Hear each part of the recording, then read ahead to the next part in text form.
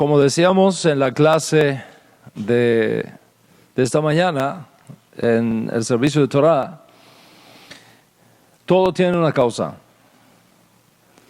Y la causa que ha generado esta serie sobre la historicidad de Yeshua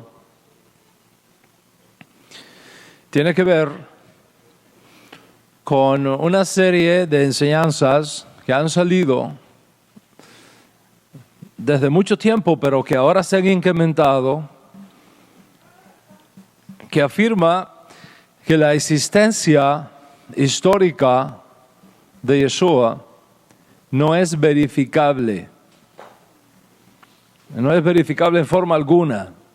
Que no hay evidencias extra Nuevo Testamento que prueben la existencia de Yeshua. Otras palabras, que se trata de un mito introducido en la historia posteriormente, que de tanto repetirse la gente se lo ha creído. Y uno se pregunta, ¿será cierto que no existen evidencias históricas verificables fuera de esa colección de escritos conocidas popularmente como Nuevo Testamento, que nos lleven a creer en la existencia histórica de Yeshua y que se trata de una fabricación? Los que creemos que Yeshua existió históricamente, y no solamente que existió históricamente, sino que además es el Mesías anunciado por Moisés y los profetas de Israel, ¿podemos estar seguros históricamente, académicamente, científicamente? ¿Podemos estar seguros que existió esa persona judía llamada Yeshua, o fue realmente una fabricación mitológica posterior a la que se busca insertar en la historia para legitimarlo? En mis dos conferencias previas sobre este tema, iniciamos un viaje, un recorrido histórico y académico relacionado con las normas y con los principios que deben ser tenidas en cuenta o que deben ser tenidos en cuenta a la hora de hablar de personajes históricos de la antigüedad. Y expliqué que una vez nos ponemos de acuerdo en la metodología histórica, podemos sentarnos y continuar nuestra investigación sobre la historicidad de Yeshua, es decir, si el hombre Yeshua existió como una figura demostrable científicamente. En mi conferencia previa expuse en los términos más sencillos y más claros posible el escenario apropiado que debemos tener para poder hablar del tema que nos ocupa.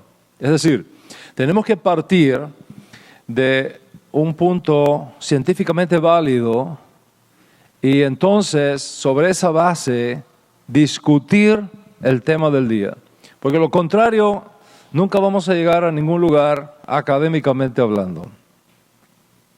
¿Por qué? Porque a menos que echemos mano del método histórico, y subrayo esa frase, el método histórico, a menos que echemos mano al método histórico, técnicamente hablando, no hay forma de demostrar que alguna figura histórica haya existido alguna vez. No hay forma. Y la razón ya ha sido dada en las conferencias previas. Tú no puedes repetir un evento histórico como tú repites un ensayo químico o una fórmula química o un elemento químico, una reacción química en un laboratorio. Un historiador tiene que buscar evidencias que sean posibles dentro del marco de la ciencia histórica. sea, la teología no es el marco de la ciencia histórica. La religión no es el marco de la ciencia histórica. La fe no es el marco de la ciencia histórica. La química, la física no son el marco, el escenario de la ciencia histórica. Por tanto, a la hora de hablar de la historicidad de Yeshua, tenemos que prepararnos para procurar mantenernos siempre dentro de los límites propios de la historia, de la ciencia histórica, y procurar reunir tanta información como sea posible que nos lleve a establecer una evidencia creíble. Y subrayo esa frase, establecer una evidencia creíble acerca del personaje que estamos estudiando. Y en la clase pasada hablamos de dos diferentes tipos de evidencias que un historiador buscará a la hora de realizar su investigación. Esas dos evidencias son, primero, evidencias físicas y segundo, documentos históricos. Esos son dos puntos importantes. O sea, la pregunta que tenemos que hacernos es, ¿qué evidencias tenemos de la existencia histórica de Yeshua? ¿Qué evidencias tenemos de la existencia histórica de Yeshua? Vamos a comenzar por las evidencias físicas. ¿Qué evidencias físicas nosotros tenemos de Yeshua? Por supuesto, yo no creo que ninguna persona con sano juicio nos pida a nosotros que presentemos como evidencia física una foto de Yeshua o un video de Yeshua. A ver, muéstrame un video de Yeshua para creer que existió. O una foto de Yeshua. La cámara fotográfica fue descubierta ayer. Y anoche el video. ¿Okay? O sea, ¿qué evidencias físicas tenemos? ¿El manto de Turín? El manto de Turín no es una evidencia física comprobable. Es más una leyenda. No podemos acudir al manto de Turín. Podemos buscar algún pedacito de madera de la cruz que en la Cuaresma católica le dan a los creyentes católicos como evidencia de la cruz. Son leyendas. Eso no es una evidencia física. Ya hace rato tiene que haberse acabado la cruz esa, ¿no? De tantos pedacitos que se reparten. Eso no es evidencia. ¿Tenemos algún escrito salido de la pluma directa de Yeshua? No lo tenemos. O sea, ¿qué evidencias podemos presentar? Tenemos testigos oculares que escribieron acerca de él fuera del cuerpo de literatura que se conoce popularmente como Nuevo Testamento. No vamos a usar el Nuevo Testamento, porque si usamos el Nuevo Testamento estamos cayendo en un pensamiento circular que no tiene fundamento. No vamos a usar el Nuevo Testamento como evidencia, estamos buscando evidencia fuera del Nuevo Testamento. Pues por supuesto, nosotros tenemos los propios discípulos de Yeshua, que testifican haberlo conocido, testifican haberlo acompañado durante sus días públicos aquí en la tierra de Israel. Además, lo vieron vivo y comieron con él después del evento de la pasión y resurrección.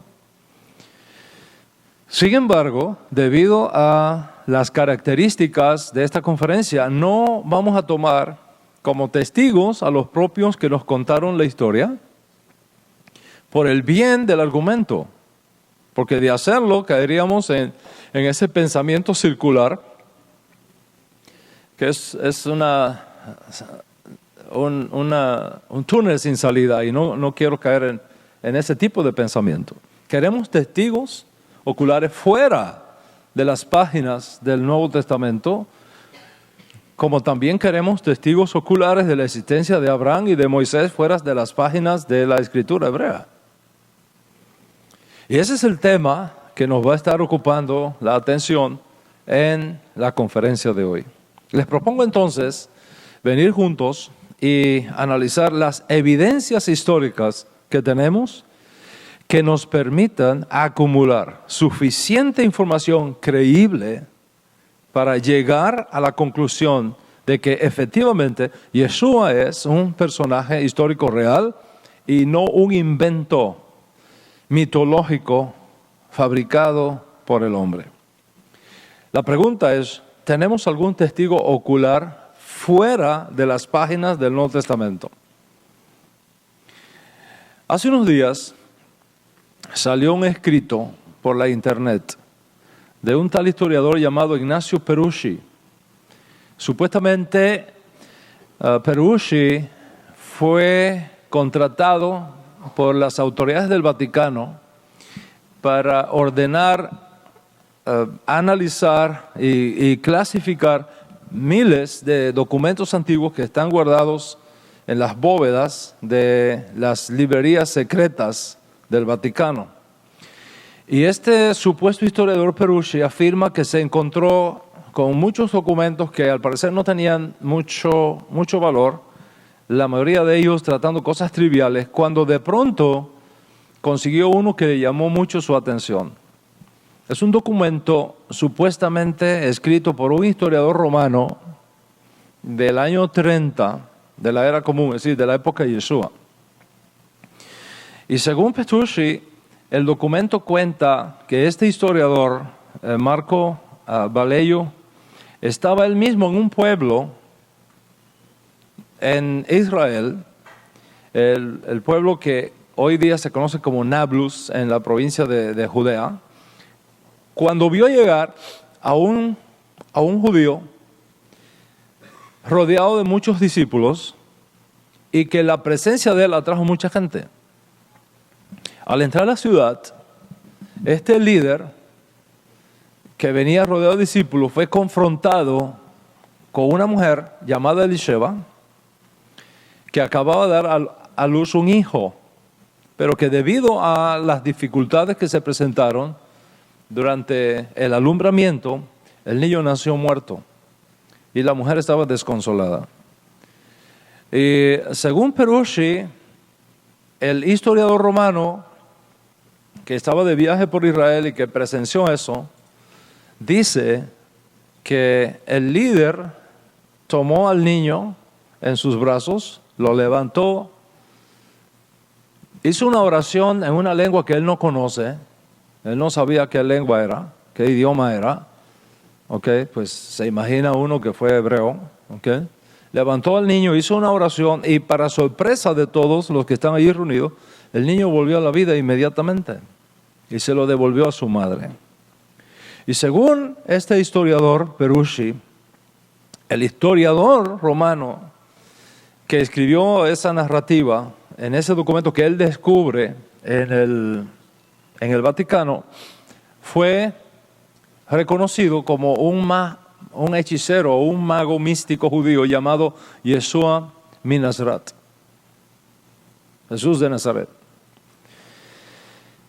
El hecho, dice Peruschi, de que este historiador y viajero romano de la época de Yeshua no lo identificara como Mesías, ni lo identificara como profeta, ni hiciera ningún tipo de declaración teológica importante, sino más bien lo identifica con un místico, con un mago judío, da fuerza a la credibilidad del documento. Cuando me llegó esa información, pues es una información muy importante. No sé por qué olí que es un poco sensacionalista. Y entonces me dediqué a investigar, a ir a buscarle la causa, de dónde vino, ¿no?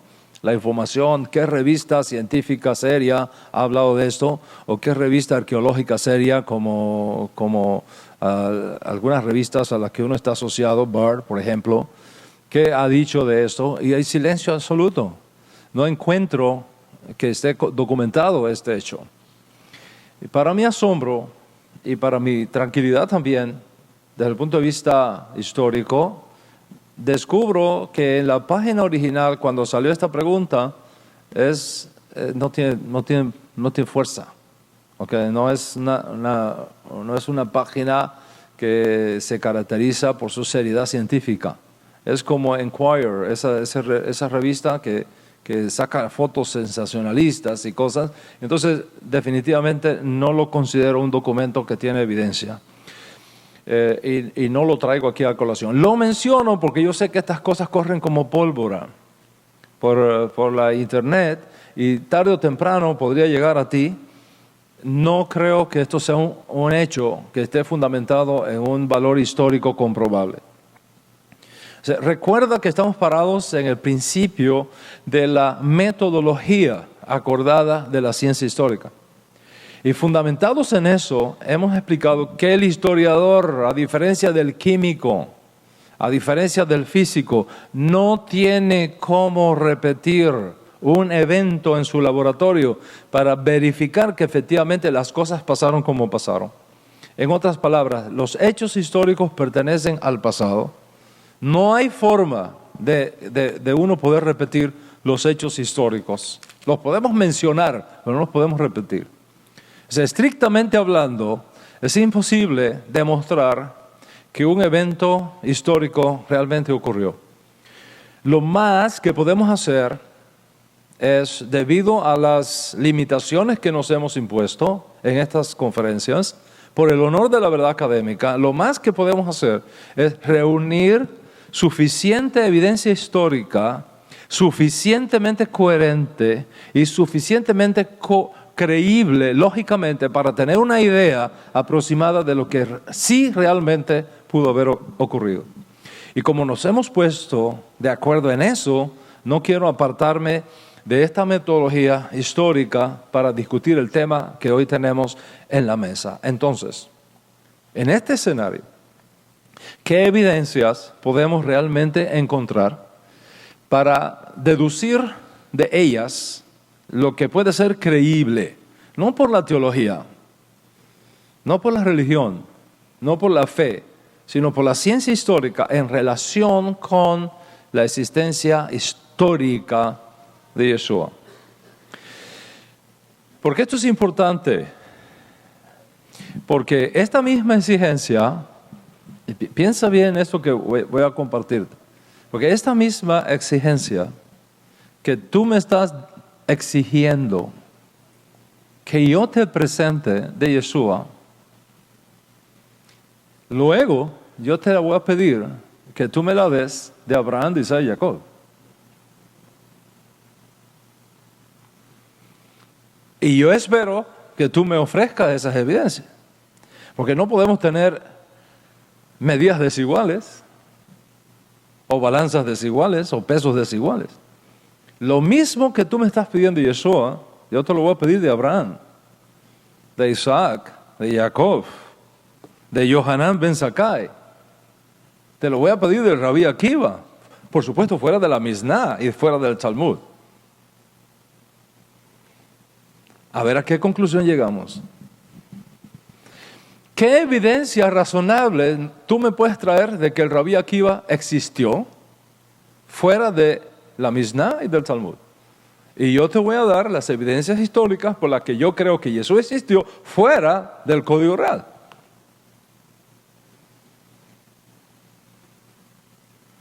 Y al final del día vamos a descubrir que yo tengo más evidencias para creer que Jesús existió que las que tú tienes para creer que Ben Zakkai, Yohanan ben Zakkai existió o que el Rabí Akiva existió. Y si quiero puedo presionarte un poquito más. Tenemos más evidencia para creer que Jesús existió que la que tú me puedes demostrar sobre el Rabí Hillel o el Rabí Shammai. Fuera del Talmud y fuera de la Mishnah. O sea, ¿qué evidencias razonables tenemos de Yeshua fuera del Nuevo Testamento que nos permitan asumir que efectivamente existió, que enseñó lo que enseñó según las leyes de la ciencia histórica? Yo quiero presentar algunas evidencias en la clase de hoy. Primero, la evidencia arqueológica.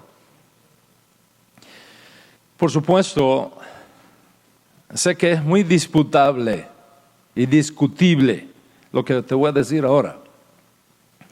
Pero mientras no haya evidencia científicamente válida en contra, esta que te voy a traer tiene un gran valor. Me refiero a un osario que se descubrió en Jerusalén, donde aparece afuera del osario en caracteres hebreos antiguos, Yeshua ben Yosef, hermano de Yeshua. Voy a explicar un poquito esto del osario por varias razones. En primer lugar, porque posiblemente no todo el mundo esté relacionado con el tema. En segundo lugar, porque destruye el mito de que la piedra que hicieron rodar en la tumba de Yeshua es señal de que allí se había enterrado a un rasha, a un malvado. Los otros días salió un video, no sé si Morello se lo vio, que siempre está en la casa de este tipo de cositas que salen por ahí. Pues alguien que conocemos muy bien sacó un video en YouTube diciendo que la piedra que hicieron rodar sobre Yeshua demuestra que era un rasha, porque la costumbre antigua era cerrar la puerta de la tumba a un rasha para que nunca más pudiera salir de ahí. Eso es importante porque lo que voy a decir aquí ahora, desde el punto de vista científico y académico, echa por tierra todas estas historietas y leyendas de personas que dicen lo que saben, pero no saben lo que dicen. Y tercero, es importante este osario porque demuestra que Yeshua tuvo hermanos de padre y madre, no primos lejanos, como han hecho creer algunos en la cultura occidental donde nosotros vivimos. Como dicen los colombianos, ponga cuidado. ¿Ok? Ponga cuidado. En el mundo del primer siglo, por lo general, los sepulcros se cavaban en rocas. Incluso en algunos lugares del mundo todavía se practica eso.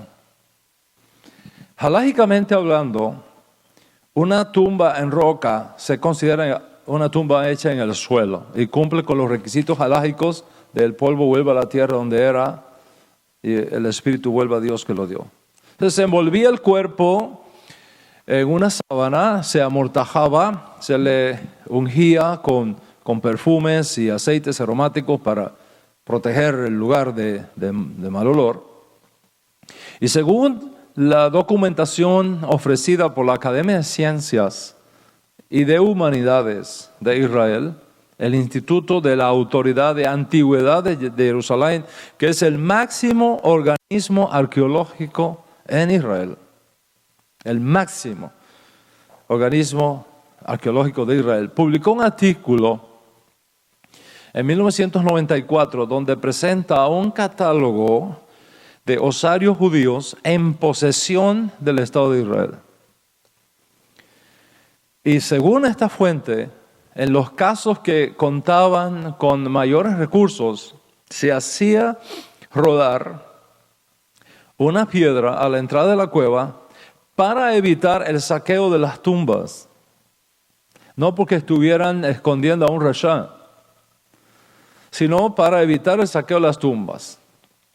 Y para evitar que se violara de forma humillante al principio de la Torah de que a un colgado no dejarás que pase la noche colgado, sino que hay que darle sepultura. ¿Por qué? ¿Por qué pasaba esto? Los romanos mataban sin piedad. Los romanos del Imperio Romano, no van a pensar los romanos de ahora, ¿okay? Los romanos de la época del Imperio Romano mataban sin piedad. Cuando crucificaban a las personas por los delitos creados, inventados, reales o imaginarios, lo que fuera, no pensara usted que los trataban con la dignidad con que hoy tratamos a un asesino en los Estados Unidos, por ejemplo. Porque en nuestro país y en los países desarrollados del mundo, aún a los asesinos se tratan con dignidad a la hora de aplicarles la pena capital. Así no hacían los romanos. Cuando los romanos crucificaban un montón de gente, luego los mataban, los tiraban a fosas comunes.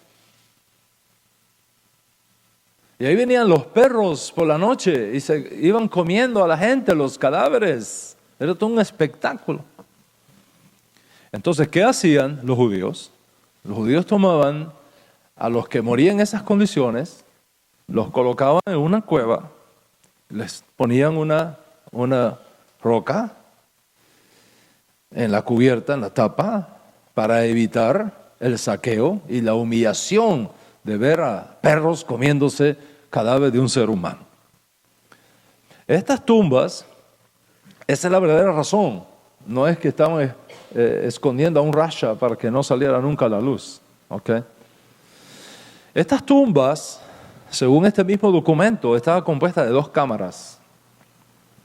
Los familiares del difunto esperaban un año a que el cuerpo envuelto en ese sudario blanco se descompusiera.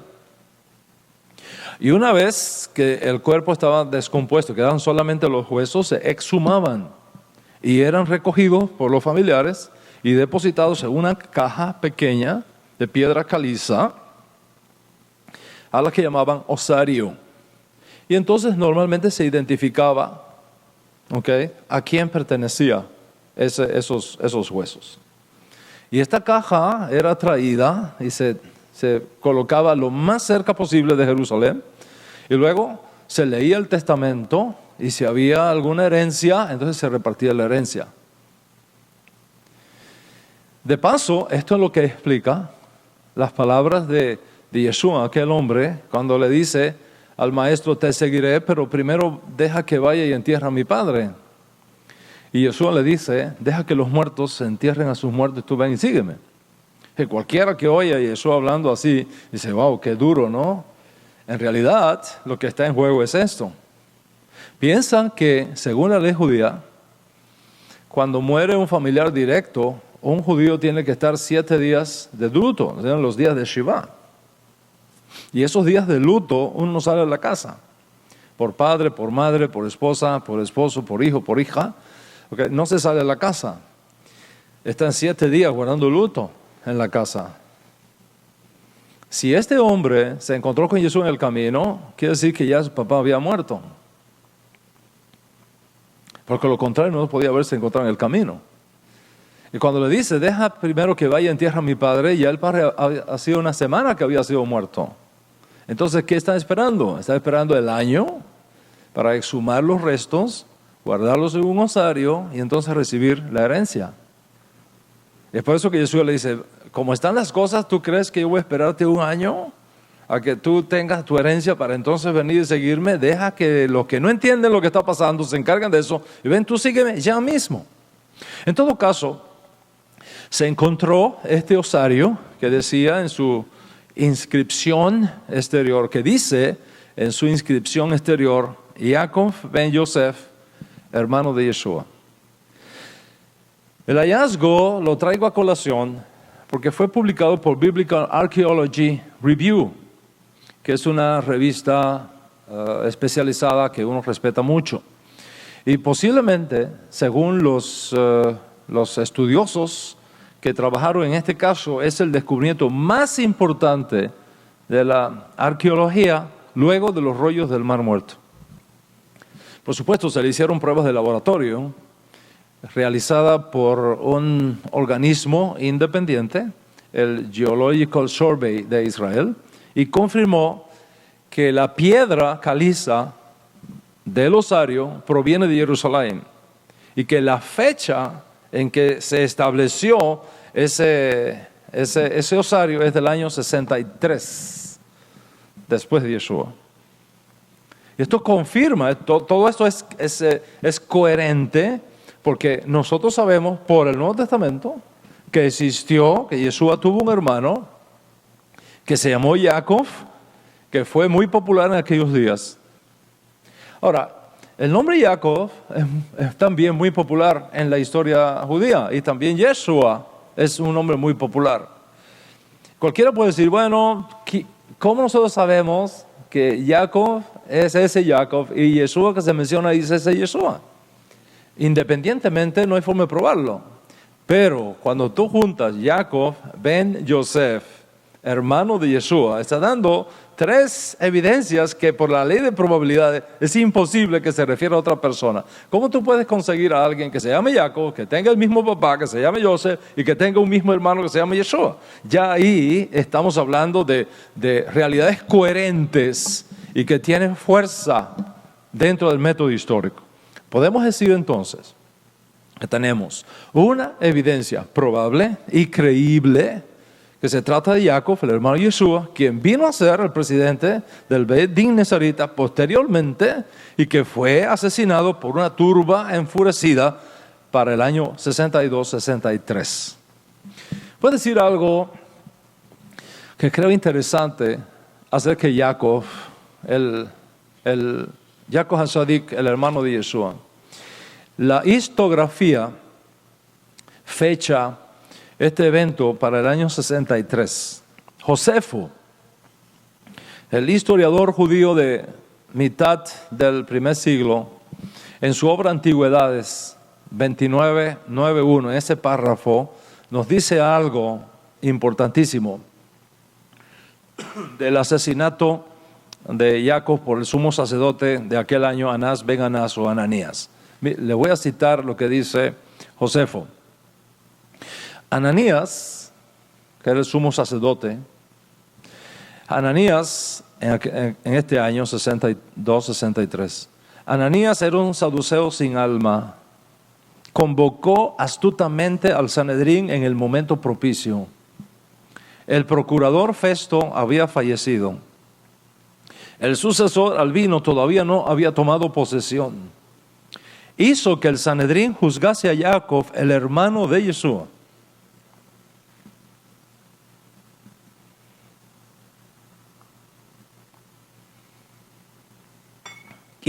Causó que el Sanedrín juzgase a Jacob, el hermano de Yeshua, quien era llamado el Mesías o quien era conocido como el Mesías, y a algunos otros. Los acusó de haber transgredido la ley y los entregó para que fueran apedreados. Eso dice Josefo, el historiador judío, a fines del siglo I. Observa la fuerza de esta evidencia.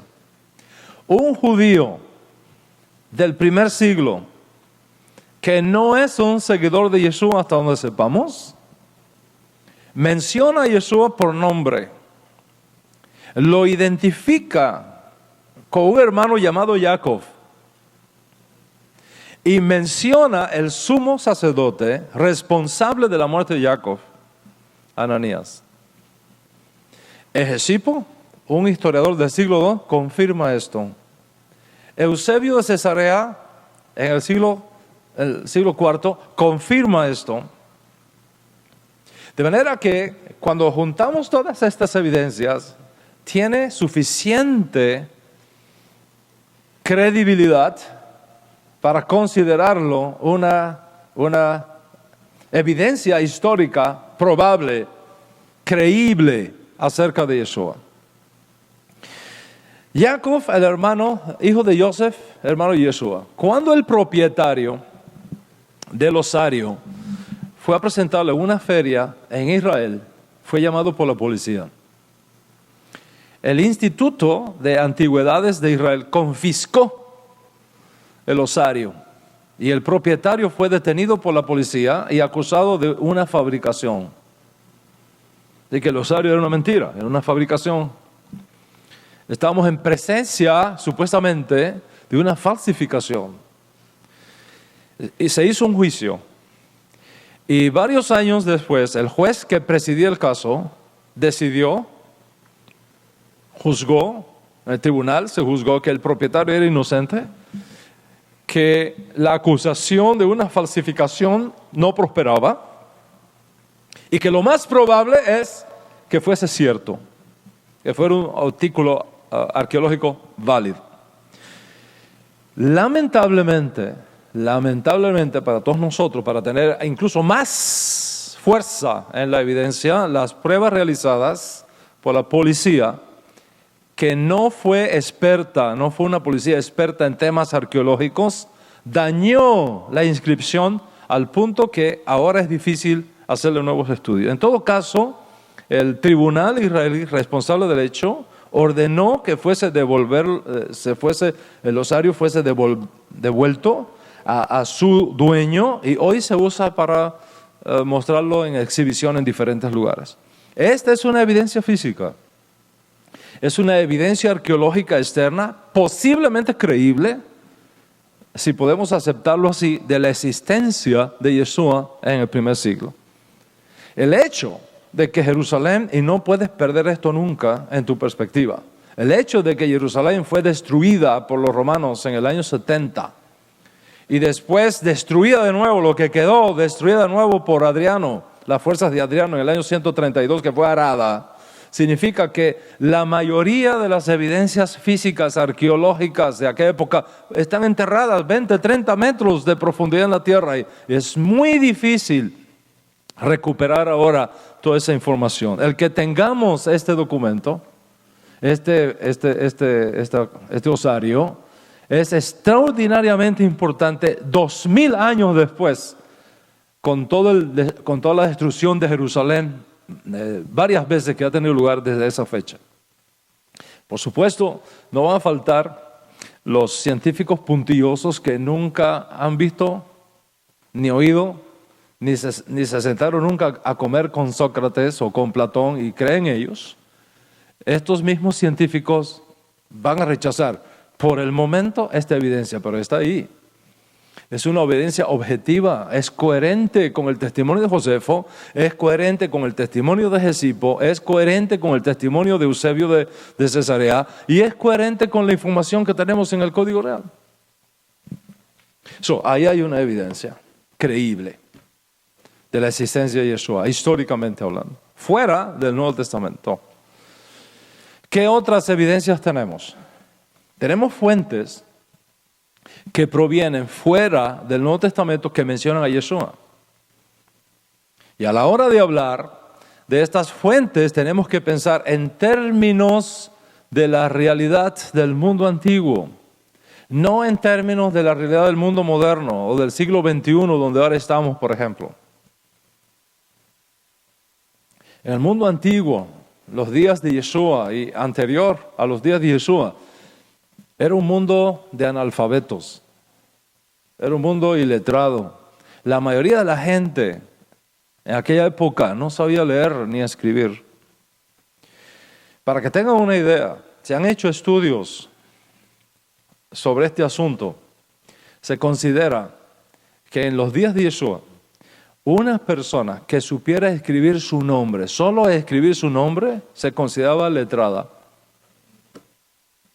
Solo saber escribir el nombre se considera letrada, estudiosa, sabia, culta, solamente por escribir su nombre. Quiere decir, 90% de la población del mundo no sabía leer ni escribir, 2000 años atrás. 90% de la gente no sabía leer ni escribir. Y por otro lado, como la gente no sabía leer ni escribir, la gente común prefería tener toda la información oral, porque eso sí ellos lo podían entender y eso sí lo podían ellos guardar en la mente. Por eso los acuerdos se hacían oralmente, no escrito. Usted le ponía por escrito algo a una persona, él no sabía que estaba escrito ahí. Él no le gustaba, los acuerdos no se hacían por escrito, no. Dime qué es, dímelo. Yo lo recuerdo, yo te digo, damos la mano, hecho. Así era que se hacían las cosas antes. No por escrito. No hacemos negocio a menos que me lo digas. No por escrito, no, negocio por escrito no. La letra mata. Ahora entienden por qué Raúl dice eso. Ahora entienden por qué Jesús dice, vuestro sí sea sí, vuestro no sea no. Ahora entiendes por qué Rab Shaul dice, yo no tengo que escribir cartas de recomendación, ustedes son mis cartas de recomendación, ustedes está escrita en el corazón de ustedes. Y ahora entiendes por qué Rab Shaul dice, la fe viene por el oír. Porque él se cogía un rollo, se abría, o una carta, o lo que fuera, un pergamino, el que sabía leer leía, y el resto que no sabía leer ni escribir escuchaba. Y así que aprendían. Por eso Rab Shaul dice, la fe viene por el oír. Si Rab Shaul hubiera escrito hoy día, habría dicho, la fe viene por leer o por estudiar. Pero ese no era el caso en el mundo antiguo.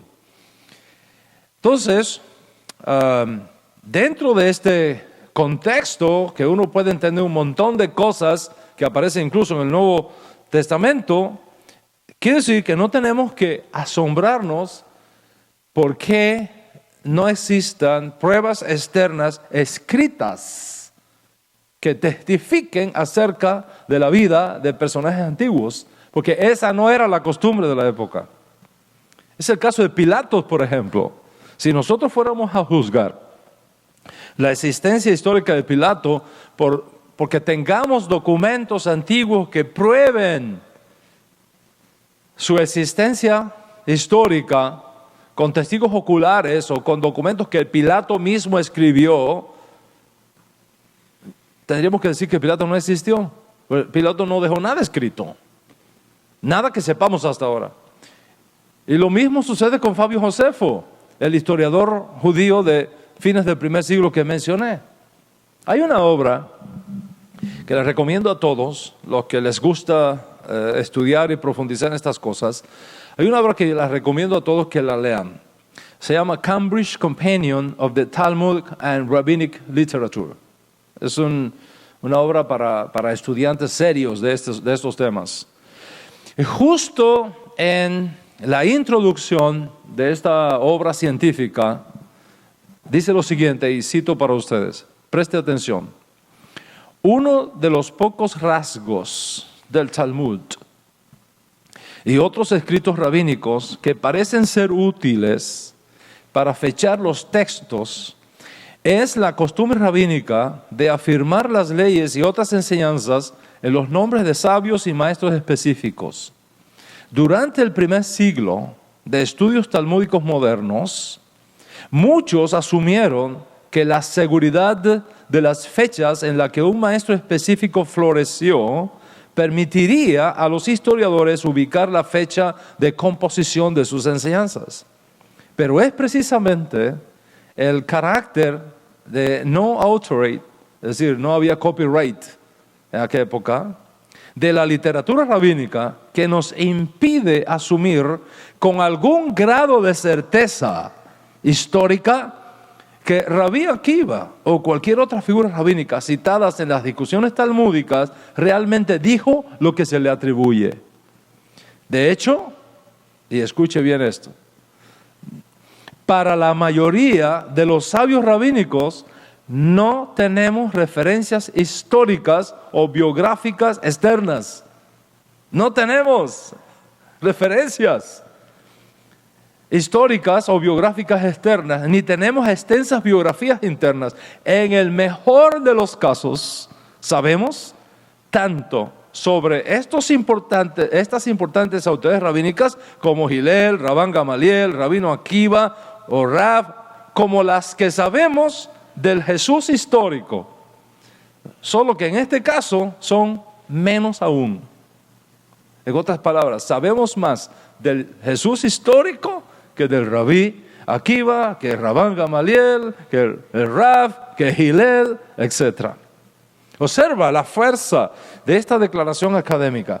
En el mejor de los casos, sabemos tanto sobre estas importantes autoridades rabínicas como Hillel, Rabán Gamaliel, Rabino Akiva, como la sabemos del Jesús histórico, a menudo menos aún. En otras palabras, lo poco que se sabe acerca de Yeshua, aún se sabe menos acerca de Hillel, o acerca de Akiva, o acerca de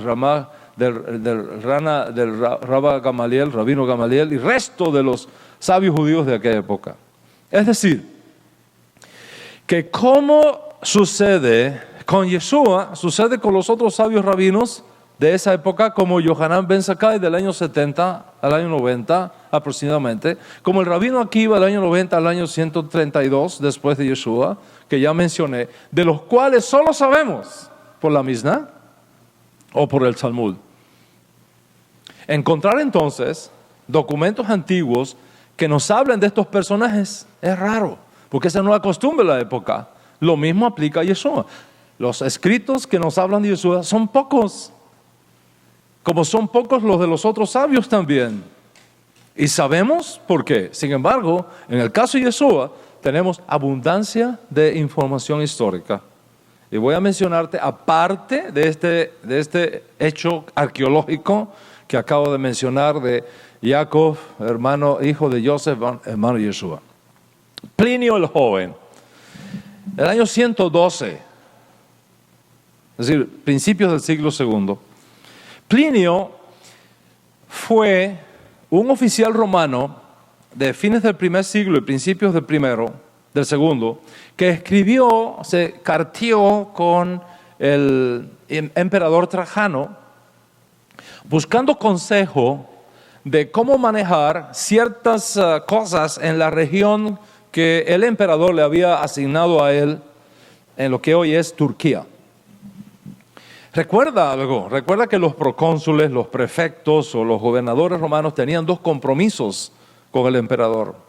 ¿Cuáles eran esos dos compromisos? Primero, mantener la paz en la región. Roma quería que en su imperio hubiera paz. La paz romana se imponía. Usted es el responsable de que haya paz en esa región. Segundo, que los impuestos no me falten. No me pueden faltar los impuestos. El prefecto, el gobernador, tenía que cumplir con esos dos requisitos. Plinio, este gobernador establecido por Trajano para administrar esta región de Poncio y Bitinia, lo que hoy es Turquía,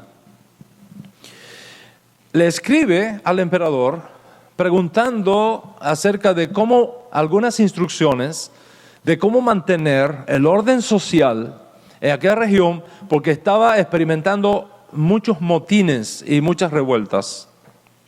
Y medidas fueron tomadas para preservar el orden.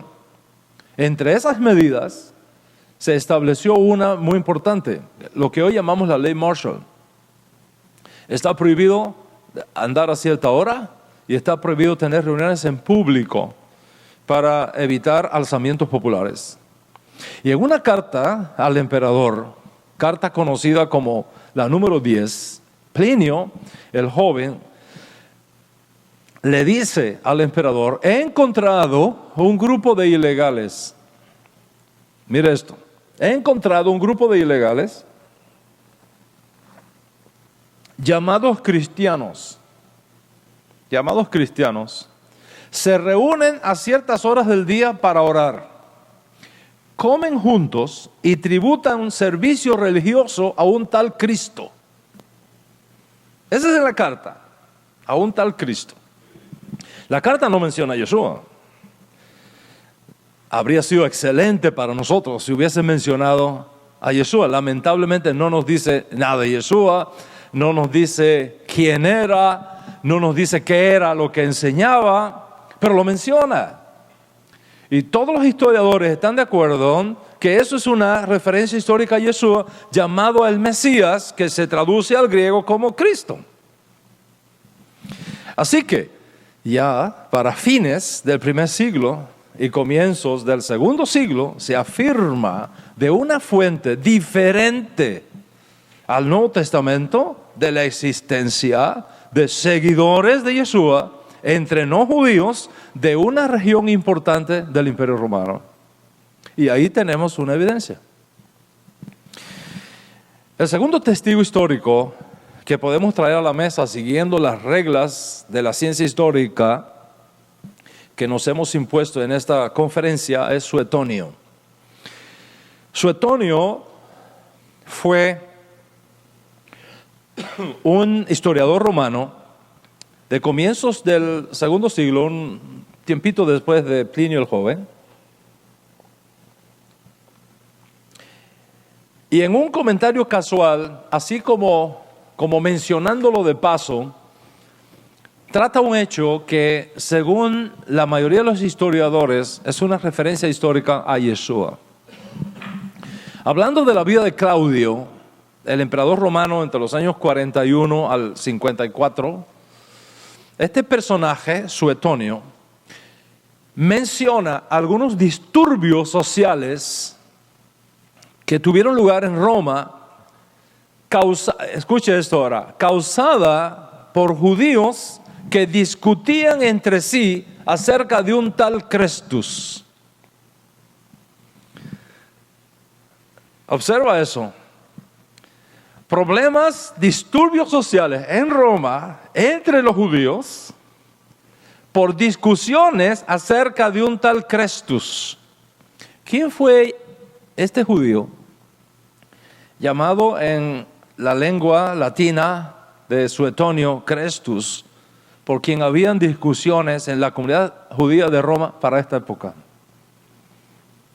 Los historiadores miran el nombre como una evidencia de una mala traducción de Cristos y por cuyas discusiones hubo disturbios en la ciudad de Jerusalén, en la ciudad de Roma, que el emperador consideró peligrosas para el imperio.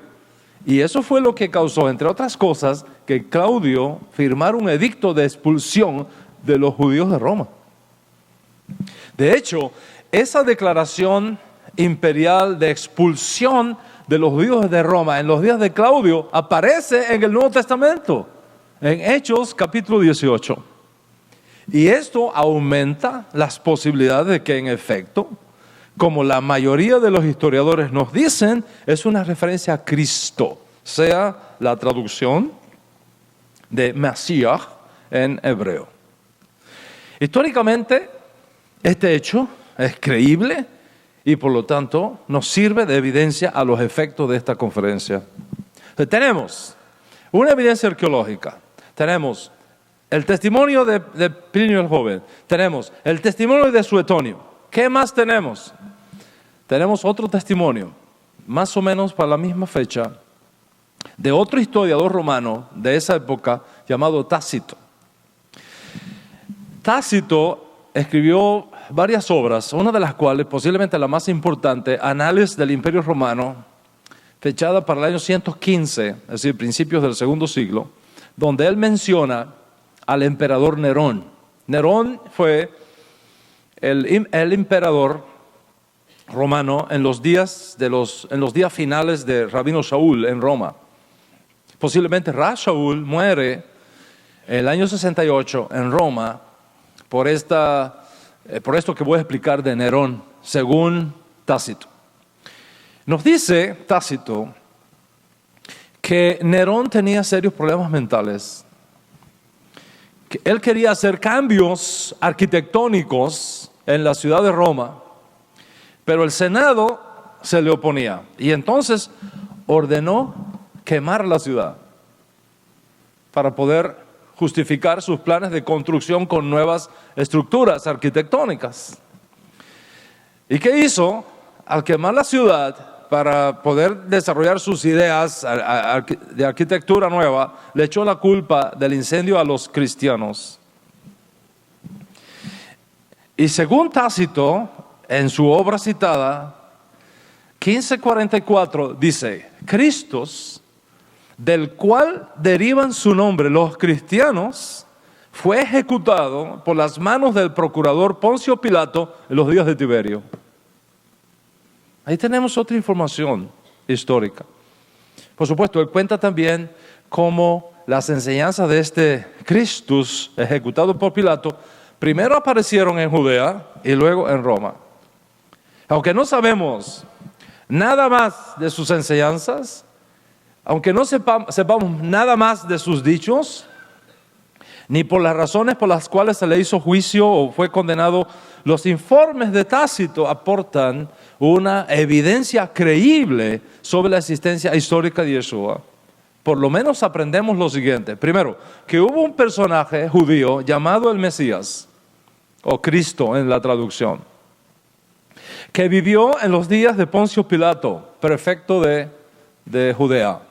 Tercero, que vivió cuando Tiberio era el emperador, que fue ejecutado por Pilato, y que sus enseñanzas aparecieron primero en Judea y llegaron incluso a la ciudad imperial de Roma. Todo eso se deduce de esa información histórica que tenemos de Tácito. ¿Qué más tenemos? Les voy a dar otra evidencia. ¿Cuántas van ya? Tenemos el osario. ¿Quién más tenemos? A Plinio. ¿Quién más tenemos? Suetonio. ¿Quién más tenemos? A Tácito. Les voy a dar otra más. Flavio Josefo. Flavio Josefo fue sin duda una de las figuras judías más importantes en Israel en el primer siglo. Ya mencioné algo de él previamente. Voy a decir algunas cosas que usted debe conocer acerca de Flavio Josefo. Josefo perteneció a las familias aristócratas de Israel. Tuvo acceso al estudio, sabía leer, sabía escribir, conocía el hebreo, conocía el arameo, conocía el griego. Aunque él no era dado a estudiar lenguas extranjeras, conocía el griego. Nació unos años después de Yeshua. Se cree que nació en el año 37 y muere hacia fines del siglo I, posiblemente en el año 100. Cuando los nacionalistas celotes levantan la revuelta judía contra Roma en el año 66, nombraron a Josefo comandante en jefe del ejército de Israel en Galilea.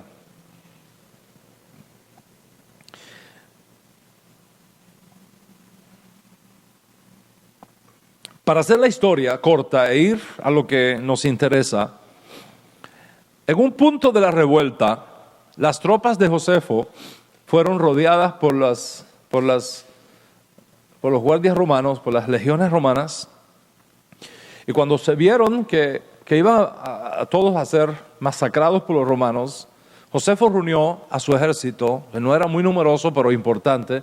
Le dijo, antes que los romanos nos humillen, nos vamos a suicidar. Entonces vamos a echar suerte, igual que pasó después en Masada. ¿Okay? Primero, antes que Masada, pasó esto en la Galilea. Josefo reunió a todo su ejército y dice, esto es lo que nos va a pasar si los romanos cogen, nos van a humillar, nos van a hacer esto, los perros nos van a comer nuestros cuerpos, nos van a tirar en fosas comunes, nos van a humillar hasta la muerte. Mejor nos matamos. Y que tenga Roma una victoria pírrica. Vamos a echar suerte. La suerte va a ser así. El primero que le toque, ¿okay? Mata a su compañero, ¿okay? El otro mata al que mató primero, y así el otro, hasta que el último se mata a sí mismo y nos matamos todos. Cuando lleguen aquí, nos van a encontrar todos muertos. Por esas coincidencias, Josefo fue el último con un compañero en la lista de las suertes. Cuando todos se fueron matando y llegó el caso a Josefo, él le dice al compañero, ¿y por qué nos vamos a matar? ¿Por qué no nos pasamos a los romanos? A ver, de pronto podemos preservar la vida. Y entonces así lo hicieron. Él traicionó, lamentablemente a Josefo se considera como un traidor, ¿okay? Por esto que hizo. Pero mire cómo son las cosas. Él se entrega con su compañero a las autoridades romanas y fue traído delante del general Vespasiano y preguntado sobre la guerra, tratando de sacarle información.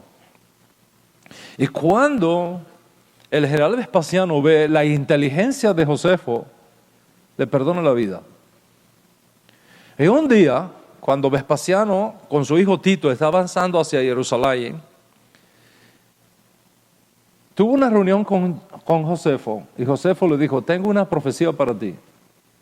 Le dijo, una profecía. He recibido una revelación de Dios de que muy pronto tú vas a ser el próximo emperador.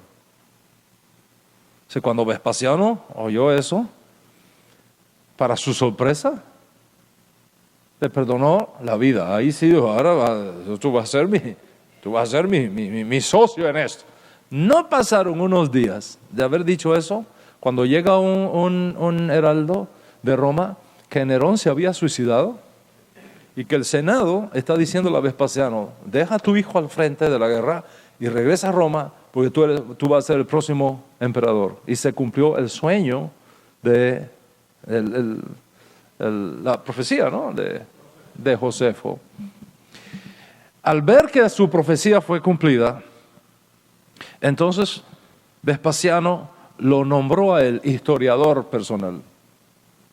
De hecho, lo usaron como intérprete para ver si los judíos en Roma se rendían y no había necesidad de destruir la ciudad. Esto causó que entonces Josefo tuviera la protección imperial y tuviera los recursos y la tranquilidad para escribir todas sus obras, algunas de las cuales han llegado hasta nosotros, como es el caso de Antigüedades Judías o Guerras Judías. Justo en su obra, Antigüedades de los Judíos, Josefo menciona este caso del malvado Ananías, al que yo hice mención previamente, que habla de Jacob, el hijo de Joseph, hermano de Yeshua. Y Josefo escribió que efectivamente Ananías mató a Jacob, y en el capítulo 20, 9:1, él dice, el hermano de Yeshua, conocido como Mashiach. De esta cita de Josefo se infiere la existencia histórica de Yeshua, quien tuvo un hermano llamado Jacob, que fue asesinado por Ananías. Todo eso está confirmado por el propio Nuevo Testamento, mencionando incluso el nombre de Yeshua. Lo interesante es que en otra parte de la obra, miren lo que escribe Josefo, voy a traducirles. Dice, para este tiempo apareció Yeshua, un hombre sabio. Fue reconocido por sus buenas obras y fue seguido por muchos judíos y por muchos gentiles. Y Pilato, siguiendo una acusación hecha por algunos de entre nosotros, lo crucificó. Y hasta el día de hoy, la secta de sus seguidores continúa.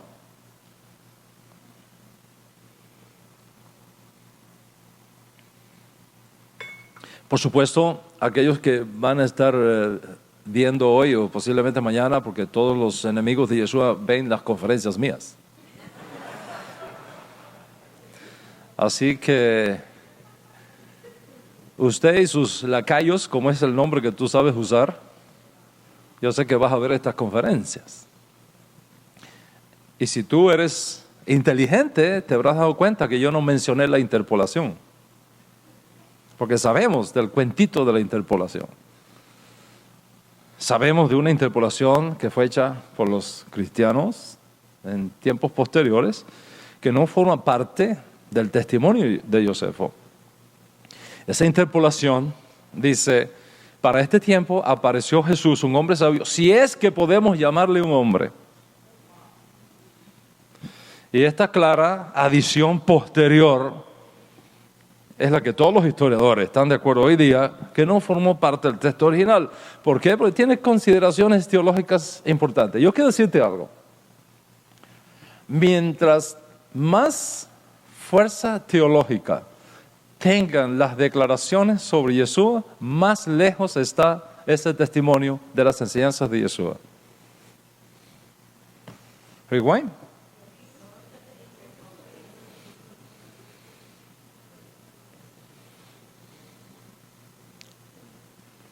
Lo voy a decir de nuevo.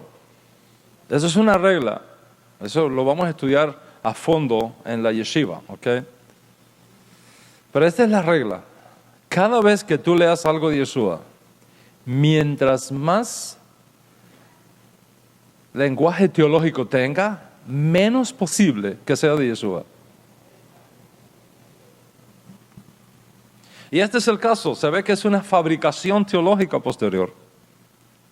Pero el texto original, sin la adición posterior, nos dice muchísimo de Yeshua. ¿Qué nos dice? Nos dice que para el tiempo de Pilato existió un judío llamado Yeshua. Nos dice que fue conocido por un sabio maestro de Torah caracterizado por realizar obras muy buenas y meritorias. Nos dice que fue acusado por judíos, los ciertos judíos, de entre nosotros. Acuérdate que él era de la aristocracia. La aristocracia eran los que tenían el control del templo. No son los fariseos, maestros de Torah de los días de Yeshua. Eran los aristócratas que tenían el dominio del templo con todas las implicaciones políticas que eso tenía. Lo acusaron delante de Pilato. ¿Qué más nos dice? Que Pilato lo crucificó. ¿Qué más nos dice Josefo? Que tuvo seguidores judíos y seguidores no judíos. ¿Qué más nos dice Josefo? Que para fines del primer siglo, Yeshua tenía seguidores judíos y no judíos en lugares tan lejanos que estaban más allá de los bordes de la tierra de Israel. ¿Tenemos más evidencias? Podemos acudir a los escritos rabínicos para buscar más evidencias. Algunos han dicho que Yeshua, o en la forma posiblemente despectiva en que en los escritos rabínicos aparece como Jesús, se menciona en el Talmud. Vamos a decir que esto es importante. Los rabinos talmúdicos, los rabinos que reformaron el judaísmo después de la destrucción del templo de Jerusalén en el año 70, los rabinos talmúdicos, que son los herederos de esos que reformaron el judaísmo a partir de la destrucción de Jerusalén y del templo en el año 70, existieron entre los años 200 al 500 después de Yeshua. El Talmud, como ya sabemos, es una colección de escritos judíos, de sabios judíos, que tratan de explicar la Mishnah, que es otra colección de escritos judíos, terminada de producirse aproximadamente en el año 180 al año 200 después de Yeshua, por Yehuda Nasi. El Talmud, tanto el de Babilonia como el de Tiberias, conocido como Jerusalmi, contiene de todo. Contiene discusiones legales, jurisprudencia judía, historia, fábulas, leyendas. Muchas de sus afirmaciones históricas posiblemente vayan hasta atrás, hasta los días del Segundo Templo. Ahora, desde el punto de vista académico, y esto es muy importante, desde el punto de vista académico, el Talmud no resulta crítico como fuente histórica confiable. ¿Por qué?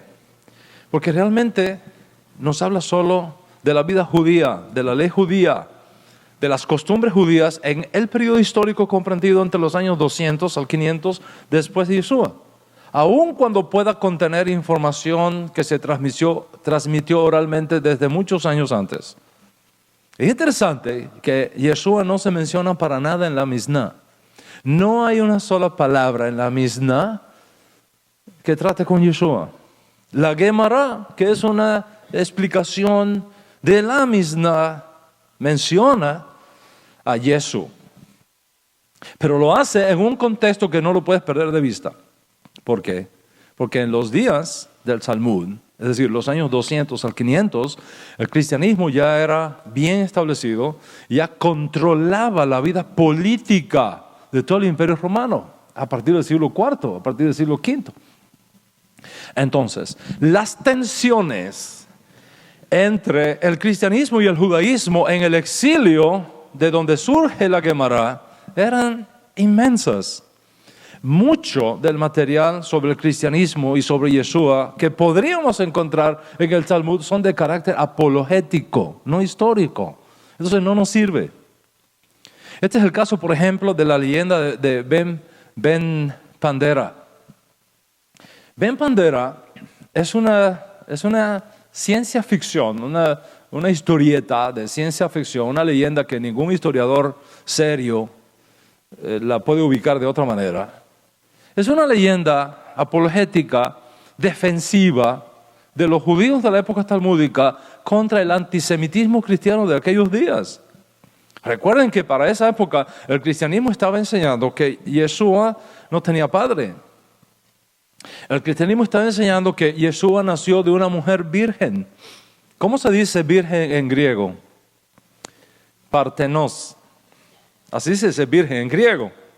Entonces un judío escribió Van Pantera, que es un juego de palabras con Partenos, para decir, en realidad, el nacimiento de Yeshua no se conoce que no tuvo padre, ¿ok? Porque él en realidad no se sabe quién es el padre, porque Miriam, su madre, se acostó con un soldado romano llamado Pantera, que es un juego de palabras, Pantera Partenos, ¿ok? En griego. Y entonces él es un hijo bastardo. Eso es lo que tenemos, eso es apologético, eso no tiene ningún valor histórico. Entonces, mientras los cristianos estaban batallando contra la comunidad judía, diciendo que Jesús es el hijo de Partenos, de la Virgen, los judíos repostaron Yeshua, hijo de panteras, un juego de palabras, un juego de apologética. Ambas narrativas, tanto la cristiana como la talmúdica, son pura leyenda. No tiene sentido cuando estudiamos estas cosas en su contexto apropiado. Es decir, 500 años después de Yeshua, en medio de tensiones políticas y de intereses políticos y religiosos entre el cristianismo y el judaísmo talmúdico. En otra referencia, el Talmud menciona a Yeshua o Yesu como un mago, como un hechicero que aprendió artes ocultas en Egipto, como los cristianos decían que Yeshua fue a Egipto y de Egipto llamé a mi hijo. Dice, sí, es verdad, él fue a Egipto, pero fue a Egipto como adulto a aprender hechicería. ¿Se acuerdan que en Egipto estaban los magos, los hechiceros? Entonces aprendió a hacer hechicerías allá y cuando él regresa, pues esos eran los poderes que estaban operando en él. El Talmud también, eso es pura leyenda. El Talmud también habla de un tal Jesús que tuvo 5 discípulos, que fue colgado en un madero para el tiempo de Pesaj, en el mes de Aviv, etc.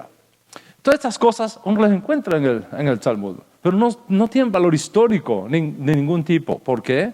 Porque un estudio crítico del Talmud revela que este personaje Jesús, del cual se habla en el Talmud, no tiene nada que ver con el Yeshua histórico del cual nosotros estamos hablando, sino posiblemente de otras figuras comúnmente llamadas Jesús, que existieron 150, 180 años antes de Yeshua. Por otro lado, tomar informes tan distantes de Yeshua como 500 años después, que es la época talmúdica, no tiene valor para la ciencia histórica.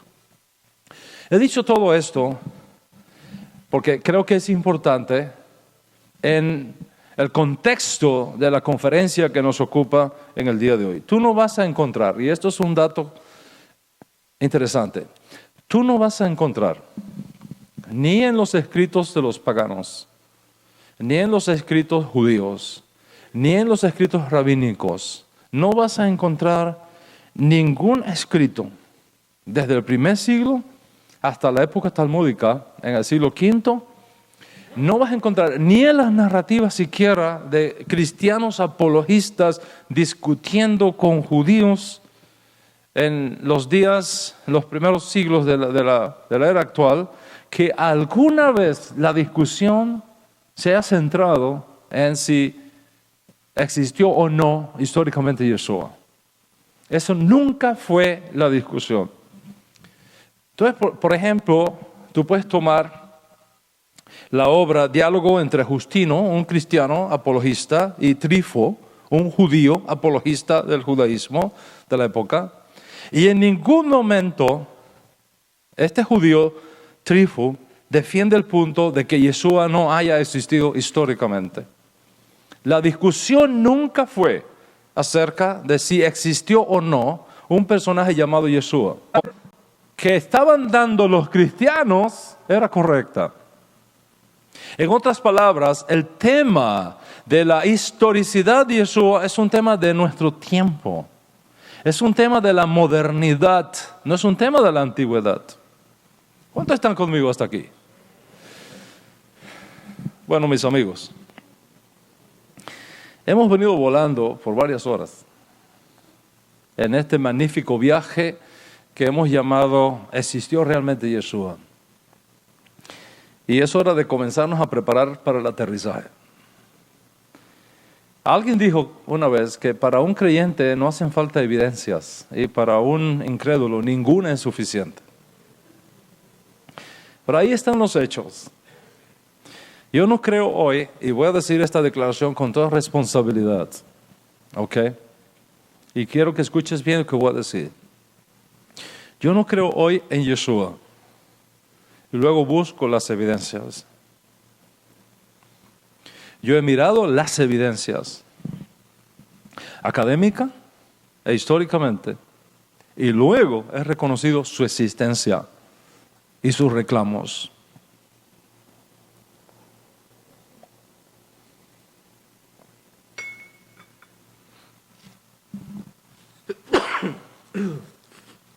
En otras palabras, me he convencido histórica y académicamente que esas enseñanzas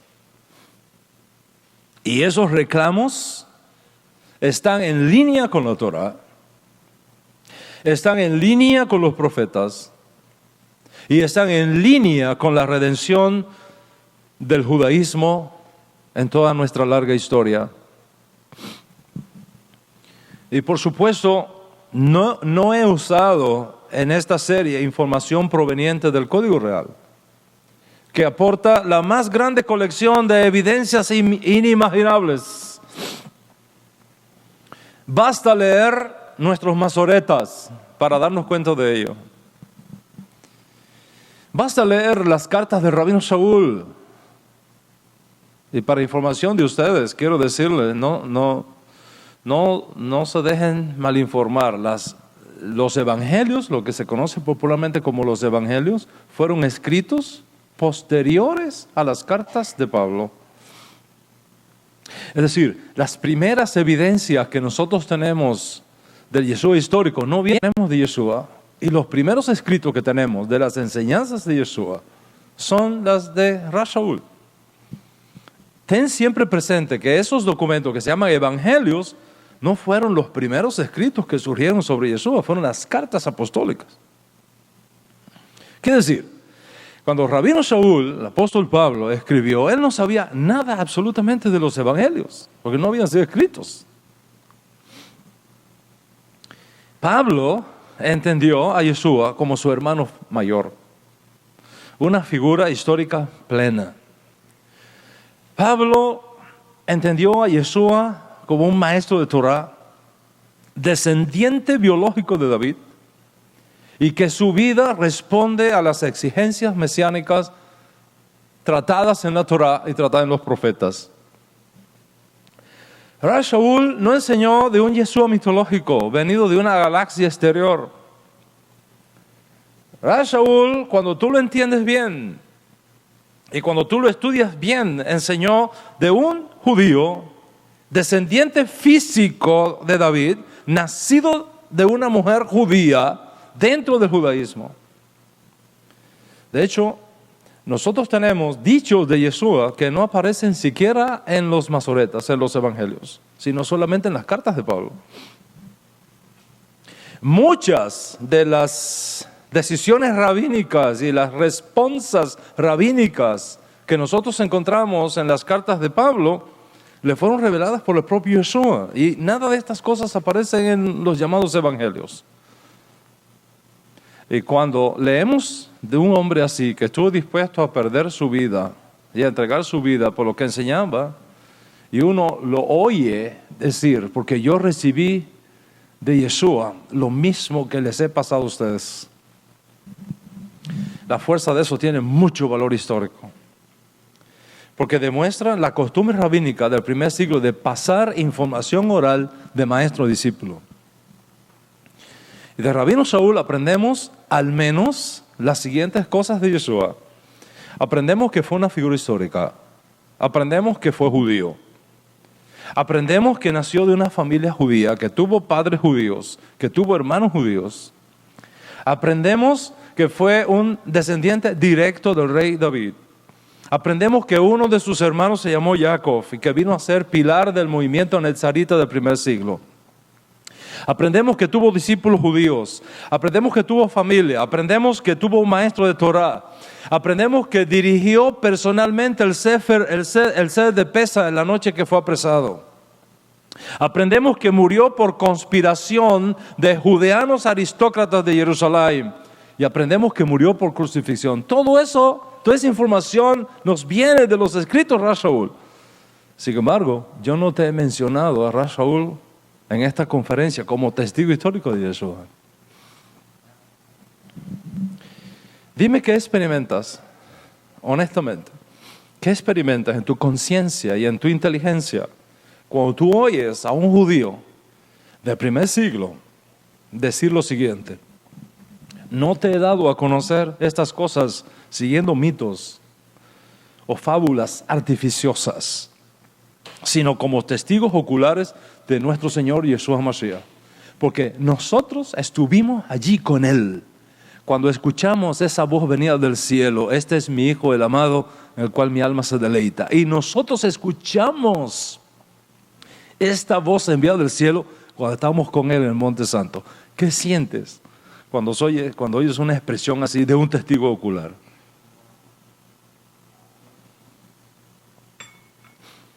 La fuerza de este testimonio es tremenda. Sin embargo, yo no te la he traído como evidencia en esta conferencia. ¿Y qué te parece esta otra? Lo que hemos escuchado desde un principio, lo que hemos oído, lo que hemos visto con nuestros ojos y palpado con nuestras manos, estas son las cosas que les hemos enseñado. ¿Qué os parece la fuerza de ese testigo ocular? Sin embargo, yo no lo he traído como evidencia en esta conferencia.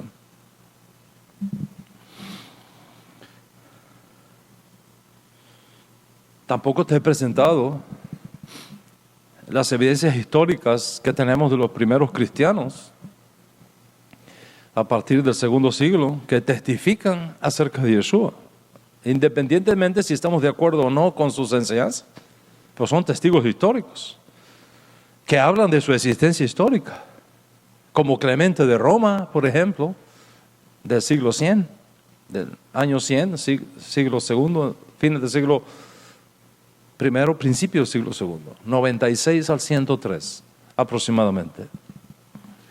No te he hablado de Papías, no te he hablado de Eusebio, no te he hablado de Ignacio de Antioquía, para mencionar algunos pocos de esa época, similar a la de los testigos romanos, historiadores romanos que hemos mencionado. Podríamos utilizarlos como evidencia en nuestra tesis, pero yo no los he traído a esta conferencia. Son fuentes cristianas que tienen un valor tremendo, pero no los he traído a esta conferencia. Te he presentado evidencias completamente fuera del Código Real, en sentido particular, y fuera del cristianismo, en sentido general, para que luego veas cómo esa evidencia histórica coincide, más allá de la duda razonable, con los datos que tenemos en estas otras fuentes. Por tanto, nos da suficiente información creíble para tener una idea probable, que se vuelve después coherente y después confiable, que nos permite, sobre la base de la evidencia histórica científica, creer lo que creemos y enseñar lo que enseñamos. Entonces tú puedes estar seguro de que efectivamente existió una persona histórica llamada Yeshua. Y estas son algunas de las razones por las que yo creo en Yeshua. Pero al mismo tiempo quiero aclararte que esa persona judía que realmente existió no es para nada la persona que los cristianos llaman hoy Jesús.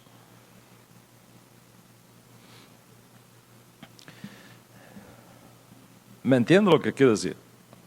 Esa persona de la cual yo estoy convencido no es para nada lo que los cristianos adoran como hijos de Dios hoy día. Estamos a 1000 años luz de diferencia. Y parte de nuestro trabajo consiste precisamente en eso. En rescatar a Yeshua. Rescatar a Yeshua de aquellas verdades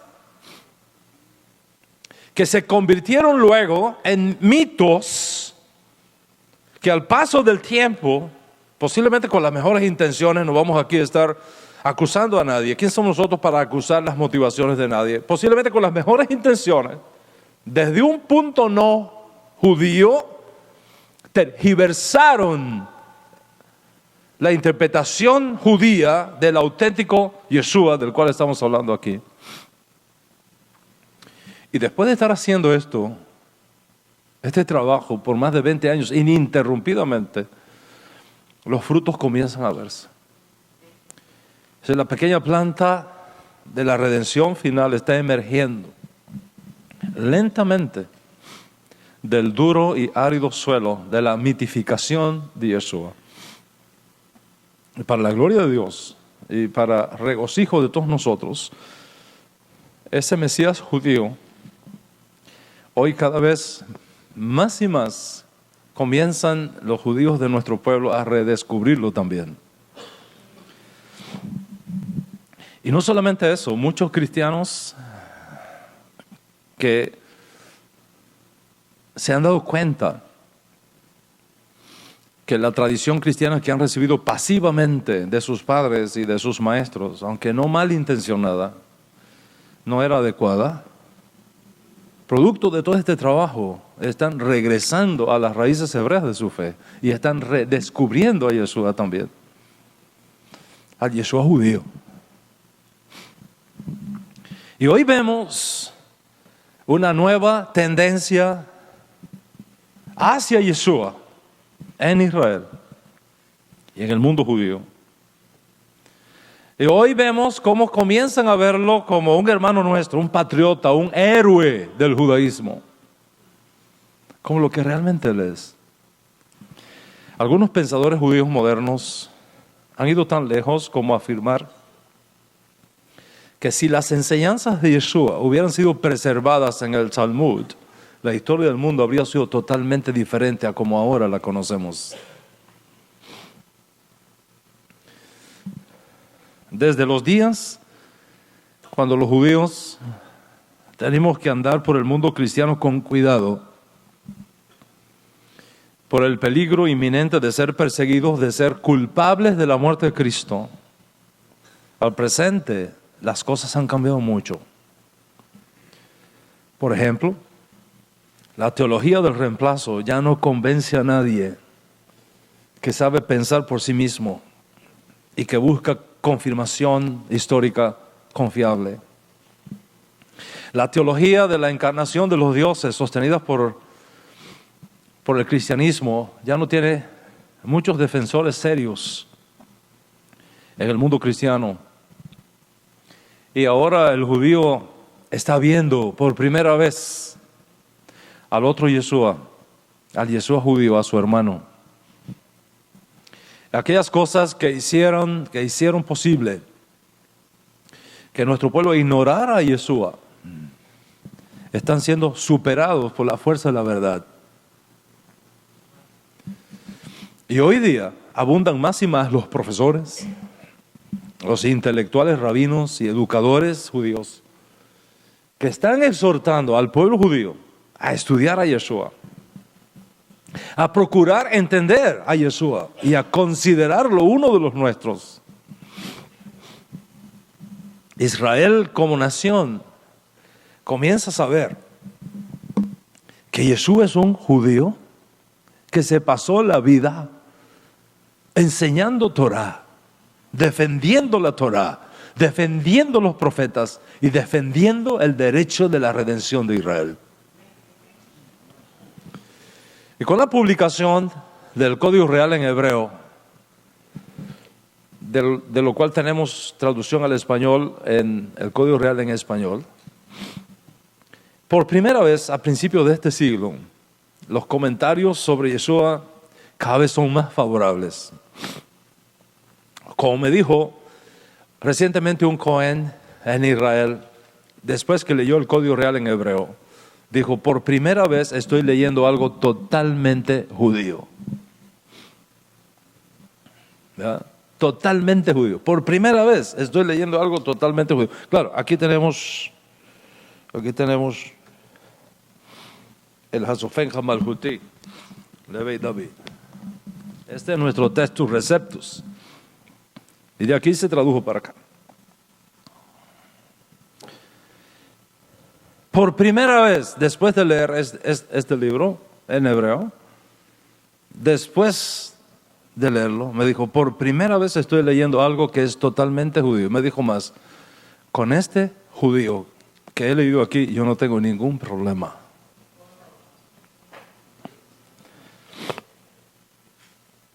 Incluso un rabino ortodoxo de Estados Unidos, Shmuel Boteach, escribió un libro, Kosher Jesus, defendiendo a Yeshua. No estamos de acuerdo en todo lo que él dice ahí, pero bueno, es un avance tremendo. Defendiendo a Yeshua. Un rabino ortodoxo defendiendo a Yeshua en los Estados Unidos. Y afirmando en Kosher Jesus que los judíos tenemos mucho que aprender de Yeshua. Mucho que aprender de sus enseñanzas y mucho que aprender de su judaísmo. Y tenemos también a Benjamin Cohen, un judío ortodoxo, escribiendo sobre Yeshua y afirmando: Yeshua es un ícono tangible que cualquiera puede asir. El judaísmo no cuenta con un superhéroe como él. Los judíos del siglo XXI necesitamos a uno como Yeshua.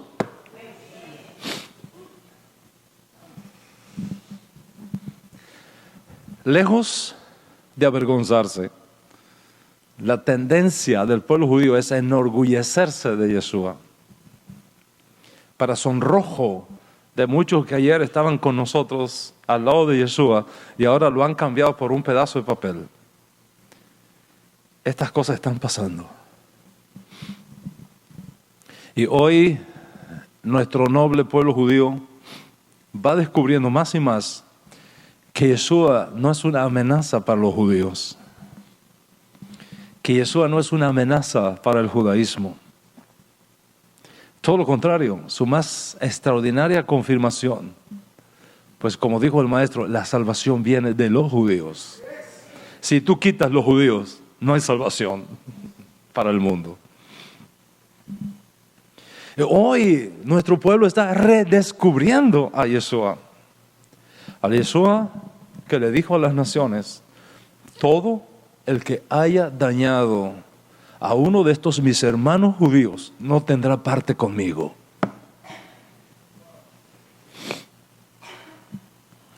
Israel está cada vez más y más consciente, descubriendo más y más que ha perdido un gran patriota en su historia y que el tiempo ha llegado para reivindicarlo y para traerlo de vuelta a casa. Y comenzando por los eruditos y terminando con la gente sencilla del pueblo, cada vez más y más Israel va descubriendo el valor de Yeshua, el valor de sus enseñanzas. Y esto que estoy diciendo puede resumirse en las palabras del profesor Eion Regev, académico de Land of Israel Study and Archaeology Department en Bar Ilan University, quien declaró en la revista Israel Hayom lo siguiente, y cito: aunque es cierto que la mayoría de los judíos actualmente no creen en el Nuevo Testamento ni en los reclamos mesiánicos de Yeshua, esto ahora comienza a ser revertido. En la mayoría de los judíos que están descubriendo que aquel movimiento original que devino luego en cristianismo fue en su comienzo un movimiento judío. Y añadió: el propio Nuevo Testamento, por muy extraño que podría aparecer a los judíos que no creen en Jesús es una colección de escritos judíos. Y dijo más, y cito: nunca fue la intención de los judíos, seguidores de Yeshua del primer siglo, romper con el judaísmo y crear una religión separada del judaísmo. Y el profesor Reis concluye su artículo diciendo: el cristianismo, como lo conocemos ahora, es en realidad una seria desviación del camino original trazado por Yeshua. Por tanto, el cristianismo, al desviarse de Yeshua, perdió al judaísmo su activo más importante. Así están las cosas. El cristianismo, al transformar a Yeshua en una divinidad, perdió al judaísmo. Y el judaísmo, al rechazar al Jesús cristiano, perdió a su mejor hijo. Pero todas estas cosas están cambiando ahora para bien. Por más de 20 años hemos venido anunciando en el mundo hispano, y otros colegas también conmigo, no solamente en el mundo hispano, sino también en el mundo sajón, que necesitamos hacer un gran tikkun generacional, una gran rectificación en el mundo, que el cristianismo regrese a su matriz hebrea y que descubra al verdadero Yeshua judío y gane de nuevo el judaísmo, y que el judaísmo redescubra a su gran hermano y héroe nacional, al Yeshua judío.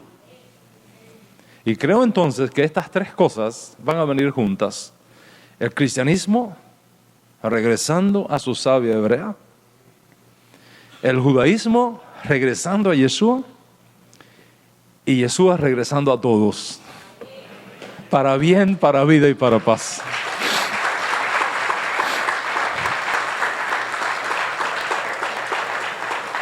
Ahora bien,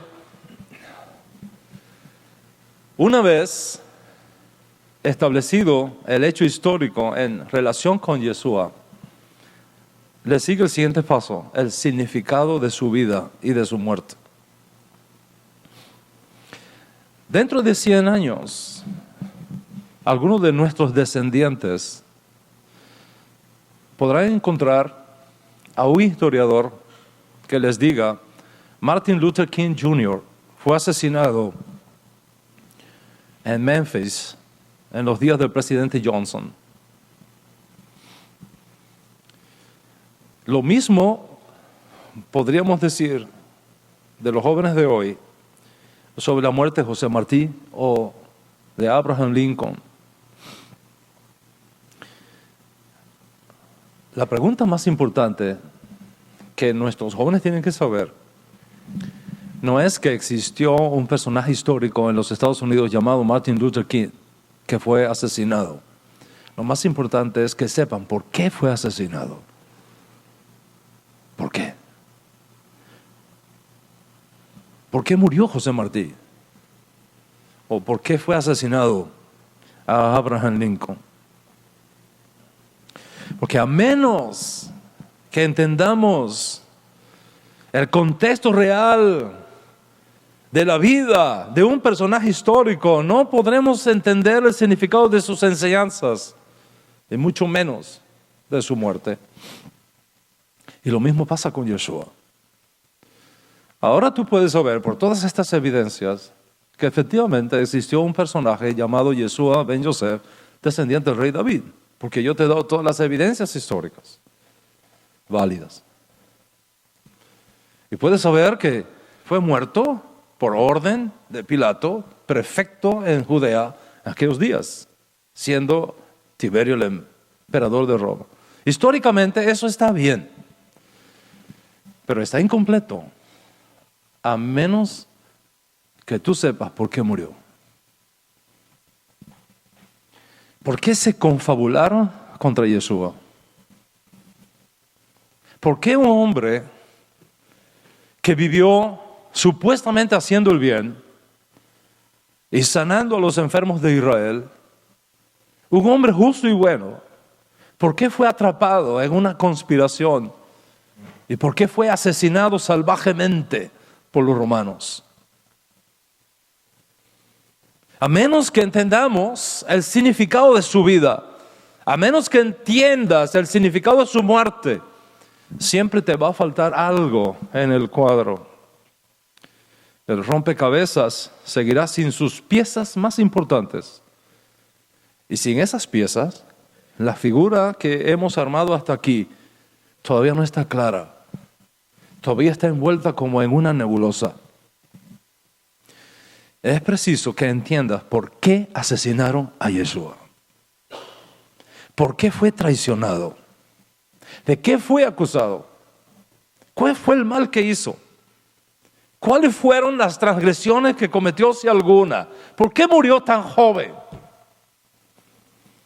Y para comprender esto, tú tienes que entender el contexto. Como para entender la muerte de Martin Luther King Jr., tú tienes que entender el contexto de lo que vivimos aquí en Estados Unidos en aquellos años. Fuera del contexto, no puedes entender por qué murió. Y sin ese contexto, Yeshua se vuelve una leyenda, un mito, una nebulosa histórica. Y eso es precisamente lo que yo debo explicarte en la próxima conferencia, que espero no te podrás perder. Shabbat Shalom.